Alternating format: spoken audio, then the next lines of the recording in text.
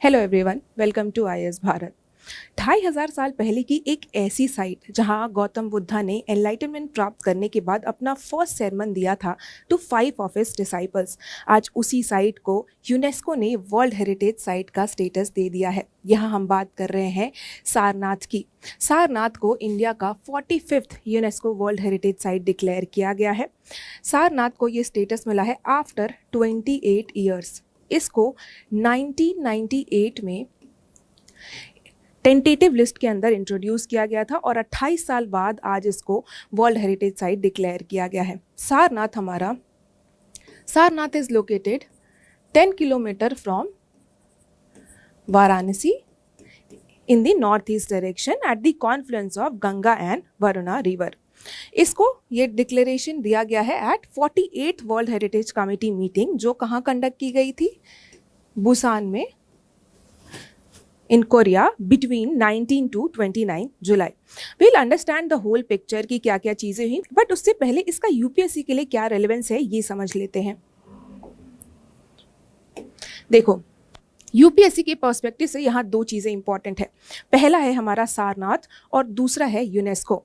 Because Sarnath is associated with Buddhism and every year अगर आप देखोगे अपने प्रीलिम्स के क्वेश्चन पेपर में तो आपको बुद्धिज्म या जैनिज्म से क्वेश्चन देखने को मिलेगा ही मिलेगा, which is why this topic is important because Sarnath is an important place related to Buddhism. दूसरा है हमारा यूनेस्को। अब यूपीएससी ने यूनेस्को के ऊपर भी सवाल पूछा हुआ है। यहाँ पे आपको या तो साइट के ऊपर क्वेश्चन पूछ लेगा या तो आपको कोई रीसेंट की जो भी साइट है उससे रिलेटेड इन्फॉर्मेशन दे देगा and you will have to answer that question. Let's look into few of the questions. यहाँ पे स्तूपा के ऊपर क्वेश्चन पूछा गया था। यूपीएससी ने यहाँ स्तूपा के ऊपर क्वेश्चन पूछा है 2023 में। The concept of stupa is Buddhist in origin, तो ये क्वेश्चन पूछा गया है। देन आपको 2026 में मोयदाम्स के ऊपर क्वेश्चन पूछा गया था, जो कि अहोम डायनेस्टी की एक बरियल साइट है। ये क्यों पूछा गया है? क्योंकि 2024 में मोयदाम्स को यूनेस्को वर्ल्ड हेरिटेज साइट का स्टेटस दिया गया था at 46th world heritage assembly meeting. इसी वजह से ये क्वेश्चन पूछा गया है। इसीलिए आपको जो भी पिछले 2-3 साल की जो भी वर्ल्ड हेरिटेज साइट्स इंडिया की ऐड की गई हैं उनके बारे में पता रहना चाहिए डिटेल में। नेक्स्ट अगर हम क्वेश्चन देखें तो यहाँ पे अगेन 2024 में यूनेस्को वर्ल्ड हेरिटेज लिस्ट से क्वेश्चन पूछा गया है। और क्या पूछा है 24 में कि 23 में कौन कौन सी साइट को ऐड किया गया था। इसीलिए आपको पिछले 2-3 साल की इन्फॉर्मेशन रहना ज़रूरी है। जैसे शांति निकेतन दिया हुआ है यहाँ पे, हाँ, इसको 2023 में ही ऐड किया गया था। रानी की वाव हमारा 2018 में ऐड हुआ था और होयसाला 2023 में और ये 2002 में। तो अगर आपको ये पता होता कि 2023 में कौन कौन सी साइट्स को ऐड किया गया है तो आप इजीली इस क्वेश्चन को आंसर कर लेते, जिसका ओनली 2 आंसर था। फिर बुद्धिज़्म के ऊपर बहुत सारे क्वेश्चंस पूछता है यूपीएससी, जैसे फ्यूचर बुद्धा के ऊपर क्वेश्चन पूछा गया था 2018 में। देन फिर आपको यहाँ क्वेश्चंस देखने को मिलेंगे अशोका के ऊपर, ठीक है, अशोकन एडिक्ट्स के ऊपर क्वेश्चन देखने को मिलेगा। तो somewhere or the other you will find questions related to Buddhism, which is why this topic is very much important for you to understand. Now, what all are the things that we are going to cover here? हम यहाँ पे बात करेंगे India को जो 45th world heritage site का status दिया गया है उसके बारे में। फिर we will talk about Sarnath की क्या हिस्ट्री है, how it is associated with Buddhism. Then UNESCO क्या है, यूनेस्को वर्ल्ड हेरिटेज साइट क्या है, 48th वर्ल्ड हेरिटेज कमेटी की मीटिंग में क्या क्या डिस्कशंस हुए हैं, क्या क्या बातें हुई हैं, किन किन साइट्स को ऐड किया गया है, ये बात करेंगे। यूनेस्को का स्टेटस मिलने के बाद क्या बदल जाता है उस पर्टिकुलर एरिया में, उसकी इकोनॉमी कैसे बूस्ट हो जाती है, will discuss about this. Then we'll also talk about selection criteria। किसी भी साइट का जो टेंटेटिव लिस्ट से ले करके जो यूनेस्को वर्ल्ड हेरिटेज साइट बनने तक का सफ़र है, ये क्या होता है, we will also talk about that। So let's start। सबसे पहले इंडिया को उसका 45th वर्ल्ड हेरिटेज साइट मिल गया है, ठीक है, सारनाथ के रूप में। अगर हम इसके पहले साइट्स की बात करें तो 44th साइट कौन सी थी? मराठा मिलिट्री लैंडस्केप, जिसको 2025 में ये स्टेटस दिया गया था। अगर हम 43rd साइट की बात करें तो अभी हमने डिस्कस किया मोयदाम्स को दिया गया था। है ना, ये हमारा 2024 में दिया गया था। अगर इंडिया की रैंकिंग की बात करें ग्लोबली, तो इंडिया ग्लोबली 6th रैंक पे आता है वर्ल्ड वाइड, और एशिया पैसिफिक रीजन में इंडिया 2nd रैंक पे आता है। अगर ग्लोबली बात करें तो नंबर 1 पे कौन आता है हमारा ग्लोबली? हमारा रैंक 1 पे आता है इटली। इटली के पास सबसे ज़्यादा number of world heritage sites available हैं। इंडिया के पास आज भी 69 से ज़्यादा साइट्स टेंटेटिव लिस्ट में मेंशन्ड है, जिससे ये पता चलता है कि फ्यूचर में भी काफ़ी सारे एडिशंस होने वाले हैं इंडिया के वर्ल्ड हेरिटेज लिस्ट के अंदर। इंडिया की जर्नी की बात करें तो इंडिया ने इस कन्वेंशन को 1977 में ज्वाइन किया था। इसके बाद इंडिया का जो फर्स्ट साइट ऐड किया गया था इंडिया में 1983 में ऐड किया गया था। 4 साइट्स को ऐड किया गया था। 1983 में 4 साइट्स ऐड हुई थी। आगरा फोर्ट, ताजमहल, अजंता एंड एलोरा, इन चारों को ऐड किया गया था 1983 में। अगर हम साइट्स की बात करें तो ये उत्तर प्रदेश की 4th वर्ल्ड हेरिटेज साइट है। इसके पहले कौन कौन सी साइट्स हैं यूपी की? तो ताजमहल अभी हमने बात किया, इसको 1983 में इंट्रोड्यूस किया गया था। देन आगरा फोर्ट, इसको भी 1983 में इंट्रोड्यूस किया गया था। एंड फतेहपुर सीकरी, इसको 1986 में ऐड किया गया था। और सारनाथ, जिसको अभी 2026 में ऐड किया गया है। ये चारों साइट्स हैं यूपी की। क्या आपको पता है कि इंडिया में सबसे ज़्यादा वर्ल्ड हेरिटेज साइट्स कहाँ पे अवेलेबल हैं? इंडिया में सबसे ज़्यादा वर्ल्ड हेरिटेज साइट्स अवेलेबल हैं महाराष्ट्र में। महाराष्ट्र में आपको Ajanta, Ellora, then Maratha military landscape, then ये छत्रपति शिवाजी टर्मिनस, ये सारी साइट्स हैं जो महाराष्ट्र की वर्ल्ड हेरिटेज साइट्स हैं। अब अगर हम इंडिया के कुछ इंपॉर्टेंट वर्ल्ड हेरिटेज साइट्स के बारे में बात करें तो यहाँ पे आपको ताजमहल, आगरा फोर्ट जो कि उत्तर प्रदेश में लोकेटेड है, then Qutub Minar, red fort Delhi में लोकेटेड है, Hampi which is famous for because of Vijayanagar empire, then Ajanta Ellora, Konark sun temple of Odisha, recent addition, before this was Maratha military landscape which was 44th site, then Kaziranga national park which is famous for one horn rhinoceros, then Sundarban national park है हमारा natural site के अंदर because it is famous for royal Bengal tiger and mangrove forest, western Ghats है ना, because western Ghats are famous because it is an important biodiversity hotspot. और mix site में India के पास सिर्फ एक साइट है जिसको हम कंचनजंगा के नाम से जानते हैं। ठीक है, ये हमारा सिक्किम में लोकेटेड है।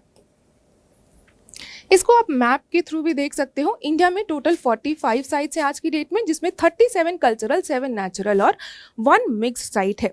मैप के थ्रू अगर हम देखें तो जयपुर सिटी है हमारा, ताजमहल है, देन नालंदा महाविहारा है, सारनाथ कॉम्प्लेक्स जिसको अभी मिला है, काजीरंगा नेशनल पार्क, मोईधाम जो कि आसाम में लोकेटेड है, Keoladeo national park, then we have Elephanta caves, Ajanta, Ellora, Dholavira, Rani ki Vav जिसको 2018 में ऐड किया गया था, कुतुब मीनार, ये सारी साइट्स हैं जो इंडिया की वर्ल्ड हेरिटेज साइट्स हैं। ठीक, Now, if we talk about what happened at 48th World Heritage Committee meeting, इस मीटिंग में क्या क्या बातें हुई? सबसे पहले तो ये मीटिंग बुसान, कोरिया में कंडक्ट की गई बिटवीन 19 to 29 जुलाई। ये पहली मीटिंग है जो कोरिया ने कंडक्ट की है। ऑल्दो कोरिया 1988 से मेंबर है वर्ल्ड हेरिटेज कमेटी का, फिर भी ये फर्स्ट टाइम है जब कोरिया ने इस मीटिंग को होस्ट किया है। इंडिया ने क्या होस्ट किया है इसके पहले कभी वर्ल्ड हेरिटेज कमेटी की मीटिंग को किया है? इंडिया ने 46th वर्ल्ड हेरिटेज कमेटी की मीटिंग को होस्ट किया है। ठीक है, जिसके अंदर हमारा 43rd हमारा साइट को ऐड किया गया था विच वॉज मोईधाम्स। इसलिए भी ये इंपॉर्टेंट हो गया था क्योंकि इंडिया में होस्ट हुआ था और इसी वजह से यूपीएससी ने क्वेश्चन भी पूछा था इससे रिलेटेड 2026 में। इस मीटिंग के अंदर क्या क्या चीज़ें हुई?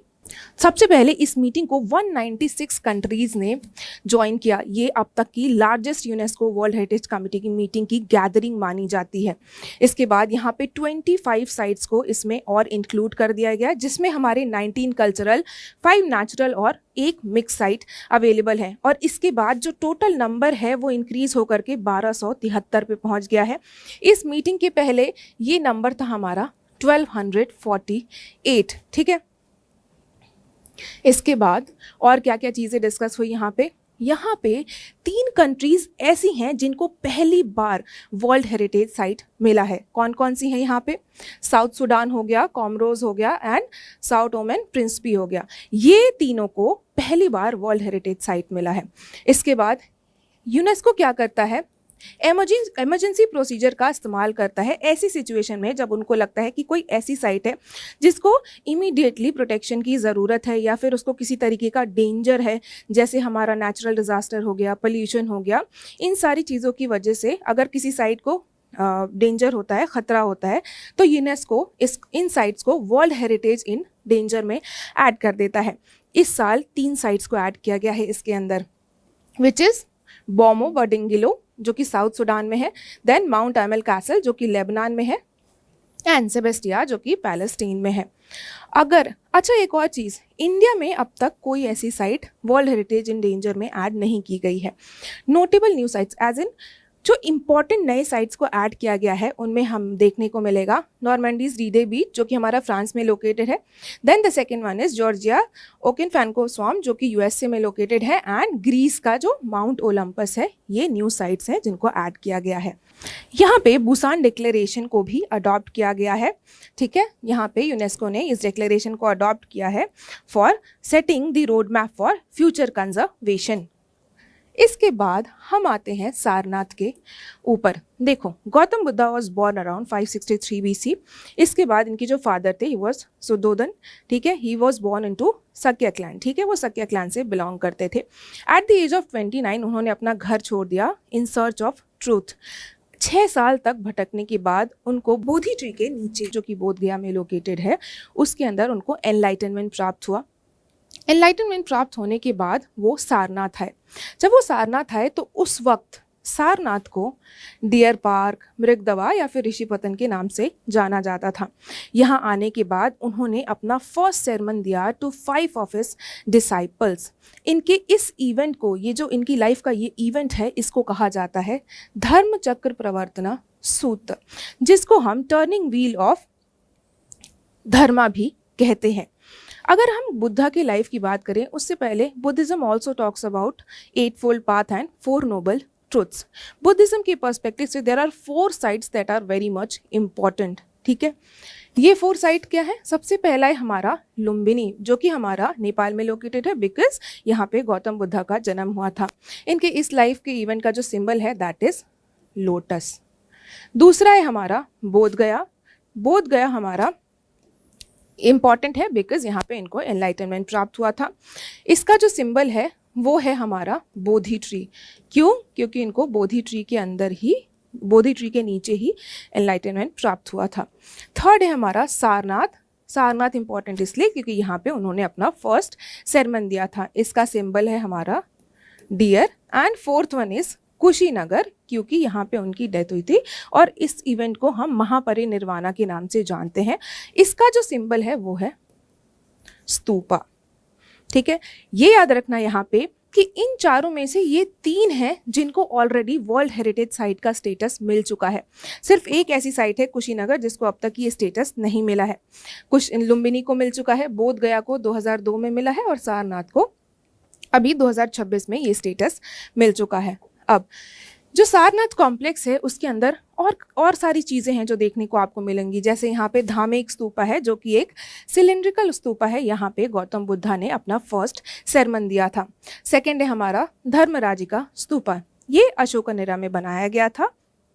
ठीक है, and it is one of the earliest structure at the site. Third है हमारा अशोकन पिलर जिसको हम लायन कैपिटल के भी नाम से जानते हैं। यहीं से निकल करके हमारा नेशनल एम्बलम अडॉप्ट किया गया था ऑन 26 जनवरी 1950।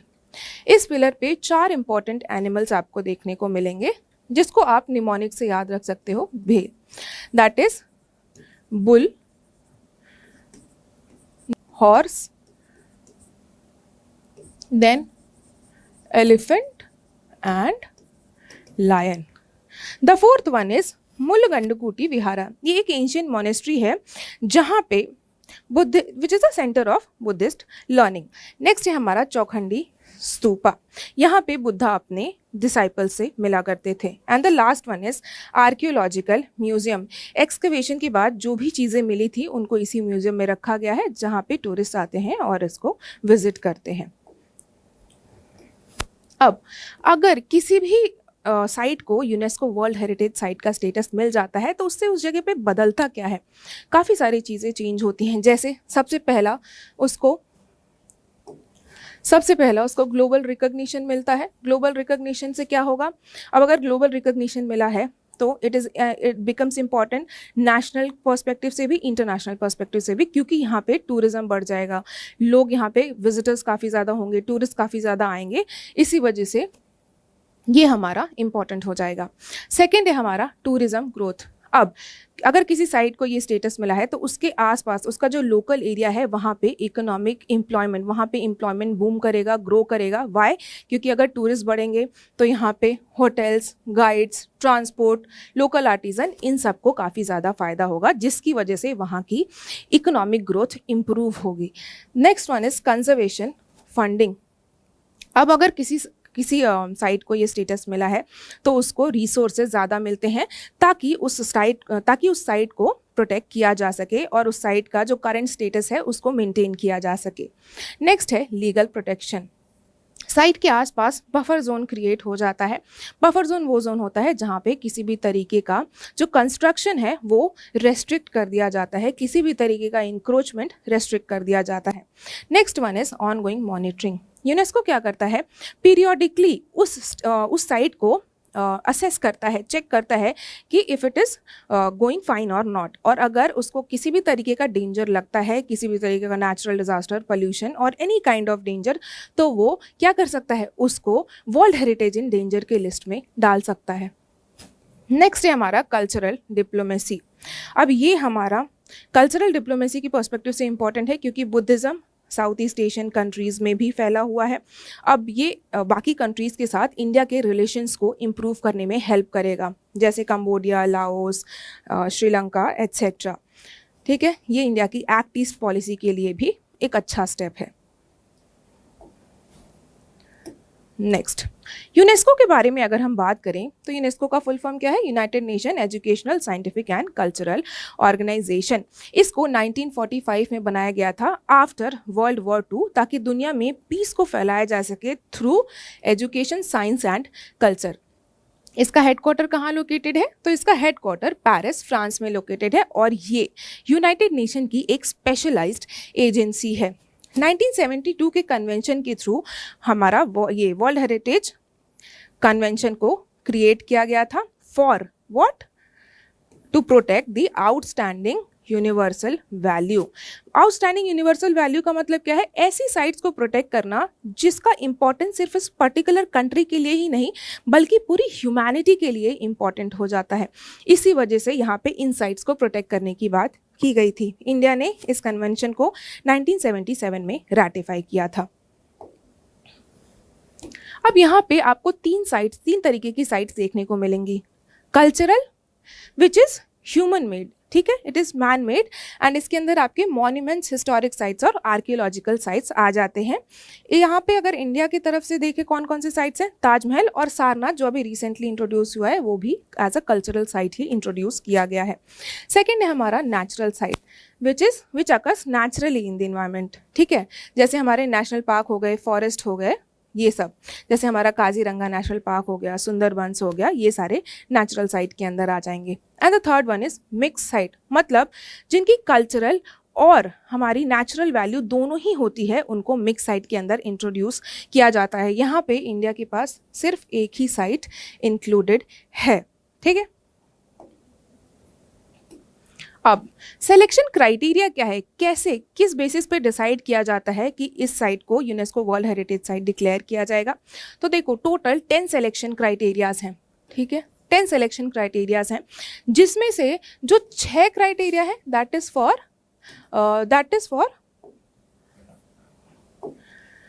कल्चरल साइट, ठीक है, एंड इसमें से जो 4 क्राइटेरिया हैं that is for natural site. इनमें से किसी भी एक क्राइटेरिया को उस साइट को फुलफिल करना होता है तो उस साइट को यूनेस्को वर्ल्ड हेरिटेज साइट का स्टेटस मिल सकता है।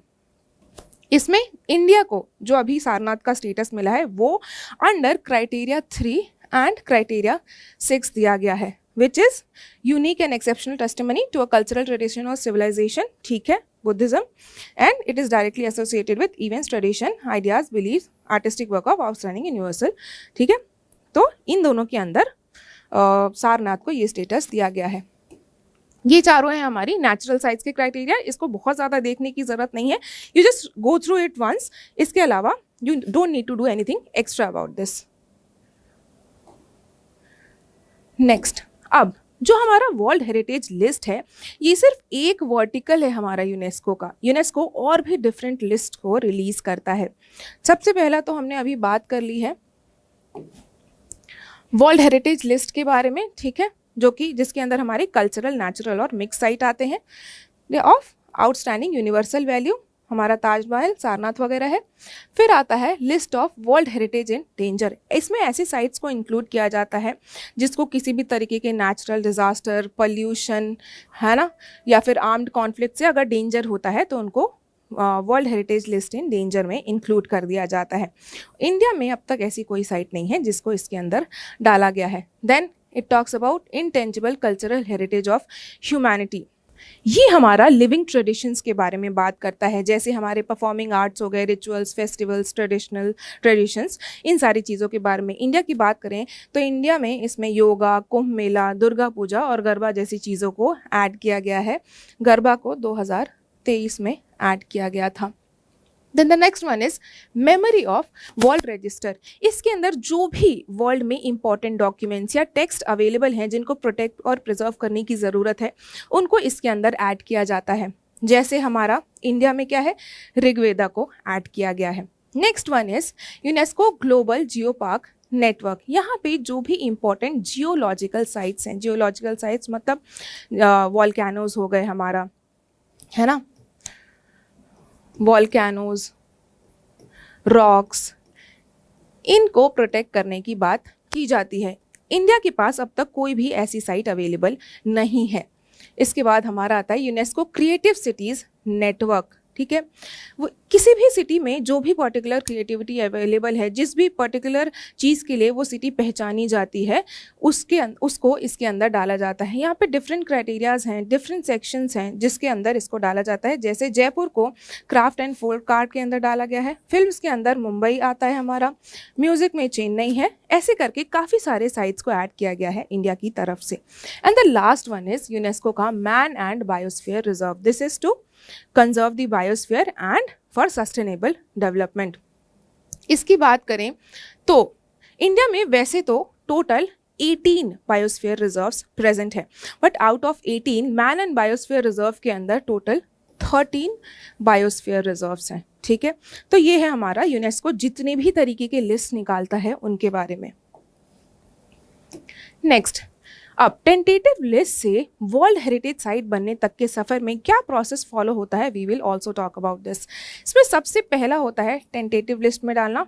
कंट्रीज़ को कहा जाता है कि आप एक लिस्ट बनाइए और उन लिस्ट के अंदर जिन भी साइट्स को आपको ऐड करना है एक लिस्ट बना करके उसमें डाल दीजिए। ऑफिशियल नॉमिनेशन आ जाता है इसके बाद, मतलब हर साल हर कंट्री को एक साइट ऐड करने के लिए कहा जाता है ताकि नेक्स्ट साइकिल में उसको एनालाइज किया जा सके और ये बताया जा सके कि उसको वर्ल्ड हेरिटेज साइट का स्टेटस देना है या नहीं।